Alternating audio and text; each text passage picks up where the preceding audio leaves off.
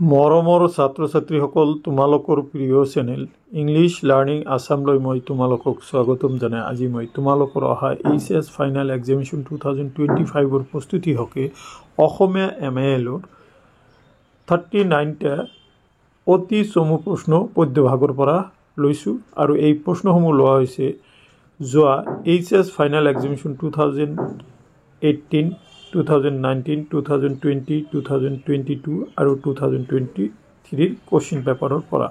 গতিকে তোমালোকৰ অহা পৰীক্ষাত অহাৰ সম্ভাৱনা থকা এই প্ৰশ্নৰ সমাধান লৈ আগবাঢ়ো। দেখা এইটো আছিলে পোনপ্ৰথমতে মই তোমালোকৰ আগত 2018ৰ কোশ্চিন পেপাৰ লৈছোঁ। এইটো আছিলে 2018ৰ কোশ্চিন পেপাৰ আৰু তাৰে তোমালোকৰ পদ্যভাগৰ প্ৰথম প্ৰশ্নটো লৈছোঁ। যিকোনো 5টা প্ৰশ্নৰ উত্তৰ কৰিবা। ক, মাধৱদেৱৰ জন্ম ক'ত হৈছিল? উত্তৰ, মাধৱদেৱৰ জন্ম লখিমপুৰ জিলাৰ নাৰায়ণপুৰ অঞ্চলত হৈছিল। জ্ঞান মালিনীৰ কবি কোন? উত্তৰ, মফিজুদ্দিন আহমদ হাজৰিকাক জ্ঞান মালিনীৰ কবি হিচাপে জনা যায়। গ নম্বৰ, কিমান চনত নলিনীবালা দেৱীয়ে পদ্মশ্ৰী উপাধি লাভ কৰিছিল? উত্তৰ, 1958 চনত নলিনীবালা দেৱীয়ে পদ্মশ্ৰী উপাধি লাভ কৰিছিল। ঘ, জ্যোতিপ্ৰসাদ আগৰৱালাৰ কবিতা পুথিখনিৰ নাম কি? উত্তৰ, জ্যোতিপ্ৰসাদ আগৰৱালাৰ কবিতা পুথিখনিৰ নাম হ'ল লুইতৰ পাৰৰ অগ্নিসুৰ। অংগ, কাঠমিস্ত্ৰীৰ ঘৰ কবিতাটিত উল্লেখ থকা বিশ্ব শিল্পীগৰাকী কোন? উত্তৰ, ইয়াতে কাঠমিস্ত্ৰী এই বিশ্ব শিল্পী বুলি কোৱা হৈছে। প্ৰথম 6 নম্বৰ দেখা, কেশৱ মহন্তৰ দ্বাৰা ৰচিত এখন গীতৰ পুথিৰ নাম লিখা। উত্তৰ, মোৰ যে কিমান হেঁপাহ। উভতি নহাৰ কবিতাটি কোন শ্ৰেণীৰ কবিতা? উত্তৰ, আধুনিক কবিতা। কৰ্ণতম কবিতাটো কোনখন কাব্যপুথিৰ পৰা লোৱা হৈছে? কৰ্ণতম কবিতাটো দিনৰ পাছত দিন কাব্যপুথিৰ পৰা লোৱা হৈছে। চ' মাই ডিয়াৰ ষ্টুডেণ্টছ, এইখিনি আছিলে 2018 বৰ্ষত অহা প্ৰশ্নসমূহৰ সমাধান। এতিয়া মই তোমালোকৰ আগত 2019ৰ প্ৰশ্নসমূহৰ সমাধান লৈ উপস্থিত হৈছোঁ। দেখা এইখন আছিলে 2019ৰ প্ৰশ্ন। অ'কে, দেখা 2019ত তোমালোকে প্ৰথম প্ৰশ্নটো এনেকুৱা আছিল, বৰগীতৰ ভাষা কি? উত্তৰ, বৰগীতৰ ভাষা হ'ল ব্ৰজাৱলী। গোমস্তা শব্দটিৰ অৰ্থ কি? গোমস্তা শব্দটিৰ অৰ্থ হ'ল দোকানৰ হিচাপ পত্ৰ ৰখা কৰ্মচাৰী। নলিনীবালা দেৱীৰ কবিতাৰ মূল সুৰ কি? অতীন্দ্ৰিয়বাদী বা ৰহস্যবাদী ভগৱত প্ৰীতি। প্ৰবুদ্ধ জনতা শব্দটোৱে কি বুজাইছে? প্ৰবুদ্ধ জনতা শব্দটোৱে জনগণৰ জ্ঞান লাভ কৰা জাগৰিত জনতাৰ কথাটো বুজাইছে। বিশ্বশিল্পী মহাবিশ্বৰ কবিয়ে কাক বিশ্বশিল্পী বুলি অভিহিত কৰিছে? উত্তৰ, বিশ্বশিল্পী মহাবিশ্বৰ কবিয়ে কাঠমিস্ত্ৰীক বিশ্বশিল্পী বুলি অভিহিত কৰিছে। হ্ৰদ জিকিমিকি কাব্যগ্ৰন্থখনৰ ৰচক কোন? উত্তৰ, হ্ৰদ জিকিমিকি কাব্যগ্ৰন্থখনিৰ ৰচক হ'ল কেশৱ মহন্ত। নৱকান্ত বৰুৱাৰ কাব্য চৰ্চাত কোনখন আলোচনীৰ অৱদান স্মৰণীয়? নৱকান্তৰ কাব্য চৰ্চাত ৰামধেনু আলোচনীখনৰ অৱদান স্মৰণীয়। লাষ্ট কুৱেশ্যনটো হ'ল নিৰ্মল প্ৰভা বৰদলৈৰ দুখন গৱেষণামূলক গ্ৰন্থৰ নাম লিখা। মই 3খনৰ নাম কৈছোঁ, দেৱী, শিৱ আৰু সূৰ্য। চ' এইখিনি আছিলে 2019 বৰ্ষত অহা অসমীয়াৰ পদ্যভাগৰ অতি চমু প্ৰশ্ন আৰু তাৰ সমাধান। এতিয়া মই তোমালোকৰ আগত 2020 বৰ্ষত অহা প্ৰশ্নসমূহৰ সমাধান আগবঢ়াম। দেখা এইখিনি আছিলে 2020 বৰ্ষৰ প্ৰশ্ন। দেখা ইয়াতে তোমালোকে প্ৰশ্ন নম্বৰ 5ৰখিনিহে আলোচনা কৰিম। মাধৱদেৱে ৰামায়ণৰ কোনটো কাণ্ড ভাঙনি কৰিছিল? উত্তৰ, মাধৱদেৱে ৰামায়ণৰ আদিকাণ্ড ভাগটো ভাঙনি কৰিছিল। খ, তোমাৰ পাঠ্যপুথিৰ অন্তৰ্গত কোনগৰাকী কবি জোনাকী কাকতৰ সৈতে জড়িত নাছিল? উত্তৰ মফিজউদ্দিন আহমদ হাজৰিকা। বিশ্বদীপা শীৰ্ষক জীৱনীমূলক গ্ৰন্থখনৰ ৰচকন উত্তৰ নলিনীবালা দেৱী। ঘ জ্যোতিপ্ৰসাদ আগৰৱালাই ইন্দ্ৰমালতী কথাছবিখন কোন চনত নিৰ্মাণ কৰিছিল? উত্তৰ 1929 চনত। কাঠমিস্ত্ৰীৰ ঘৰ কবিতাটি প্ৰথম ক'ত প্ৰকাশ পাইছিল? কাঠমিস্ত্ৰীৰ ঘৰ কবিতাটি প্ৰথমতে প্ৰকাশ পাইছিল মিলনত। 1939 চনৰ দধি মহন্তই সম্বোধনা কৰা অসম ছাত্ৰ সন্মিলনৰ মুখপত্ৰ আছিল এই মিলন। তাৰপিছত তোমালোকে চোৱা, পছোৱা আলোচনীখনৰ সম্পাদকগৰাকীৰ নাম কি? পছোৱা আলোচনীখনৰ সম্পাদকগৰাকীৰ নাম হ'ল হেম বৰুৱা। নৱকান্ত বৰুৱাৰ ৰত্নাকৰ এখন উপন্যাস, কথাষাৰ শুদ্ধ নে? শুদ্ধ নহয়, ই কবিতাৰ পুথিহে। এইখিনি আছিলে পদ্যভাগৰ 7টা প্ৰশ্ন আৰু তাৰ সমাধান।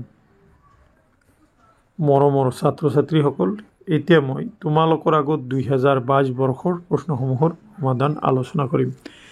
তোমালোকৰ আগত 2022 বৰ্ষৰ প্ৰশ্নৰ সমাধান আলোচনা কৰাৰ আগতে তোমালোকক জনাব পাই সুখী হৈছোঁ যে তোমালোকৰ প্ৰিয় চেনেল ইংলিছ লাৰ্ণিং আছামে ইতিমধ্যে তোমালোকৰ আগত অসমীয়া পাঠ্যপুথিখন সম্পূৰ্ণৰূপে আলোচনা কৰি ভিডিঅ' আকাৰে আপলোড কৰিছে।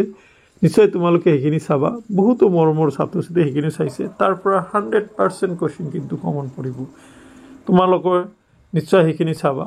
ইতিমধ্যে অসমৰ কেইবাটাও ভিডিঅ', প্ৰায় 100টাৰো বেছি ভিডিঅ' অসমীয়া MILৰ ওপৰত মোৰ চেনেলত যোৱা 2-3 বছৰৰ পৰা আলোচনা কৰা হৈছে। তোমালোকে সেইখিনিও চালে নিশ্চয় তোমালোকৰ পৰীক্ষাৰ কাৰণে উপকৃত হ'ব। লগতে এইখিনিতে কৈ থৈ দিওঁ যে মই ব্যাকৰণ আৰু ৰচনা ভাগৰ 4টা ভিডিঅ' আপলোড কৰিছোঁ। সেই 4টা ভিডিঅ'ৰ পৰা তোমালোকে ৰচনাৰ 5টা ৰচনাৰ মই যে ইম্পৰ্টেণ্ট এটা দিছোঁ তাৰ পৰা 100% 2টা হ'লেও কমন পৰিব।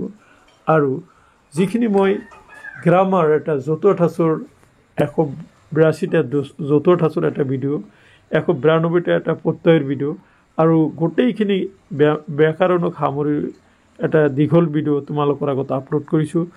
সেইখিনি ইউটিউবত চাৰ্চ কৰিলে তোমালোকে পাবা। সেইখিনি চাই যাবা আৰু বেলেগ কোনো কিতাপেই পঢ়িব নালাগে। তাৰ পৰা 100% তোমালোকে পৰীক্ষাত লিখাকৈ কমন পৰি যাব। তোমালোকে সেইখিনি চাবা বুলি আশা ৰাখিছোঁ। এতিয়া দেখা মই তোমালোকৰ আগত 2022 বৰ্ষৰ প্ৰশ্নটো আলোচনা কৰিম। এইখনেই আছিলে 2022 বৰ্ষৰ প্ৰশ্ন।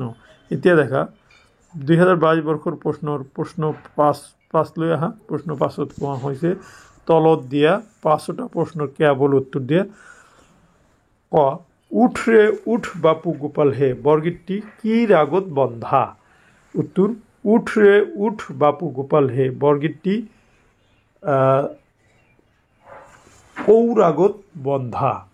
তাৰপিছত খ নম্বৰলৈ আহা, তেজ শব্দৰ অৰ্থ লিখা। তেজ শব্দৰ অৰ্থ হ'ল ত্যাগ কৰা।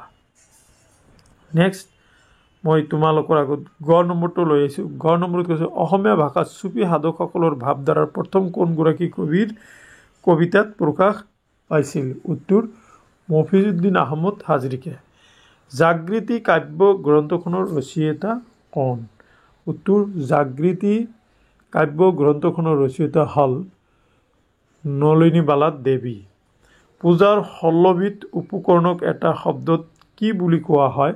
পূজাৰ 16বিধ উপকৰণক এটা শব্দত ষোড়শোপচাৰ বুলি কোৱা হয়। প্ৰথম চোৱা, বিশ্বশিল্পী মহাবিশ্বৰ কবিয়ে কাক বিশ্বশিল্পী বুলি অভিহিত কৰিছে? এইটো বিশ্বশিল্পী মহাবিশ্বৰ কবিয়ে কাঠমিস্ত্ৰীক বিশ্বশিল্পী বুলি অভিহিত কৰিছে। এতিয়া দ্বিতীয় নম্বৰলৈ আহা, পছোৱা আলোচনী কোনগৰাকীৰ সাহিত্যিকে সম্পাদনা কৰিছিল? উত্তৰ হেম বৰুৱাই।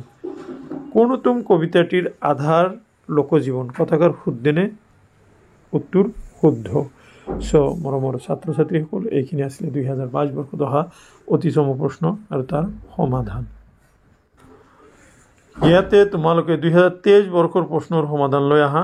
2023 বৰ্ষৰ প্ৰশ্নসমূহ এনেকুৱা ধৰণৰ। অ'কে, দেখা 5 নম্বৰৰ প্ৰশ্ন এইখিনি 2023-ৰ। ইয়াতে কোৱা হৈছে তলৰ যিকোনো 5টা প্ৰশ্ন কেৱল উত্তৰ দিয়া।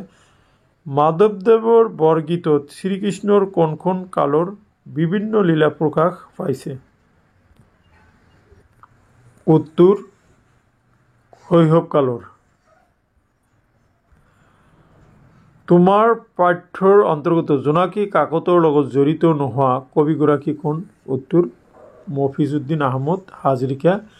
নলিনীবালা দেৱী কি কবিৰূপে জনা যায়?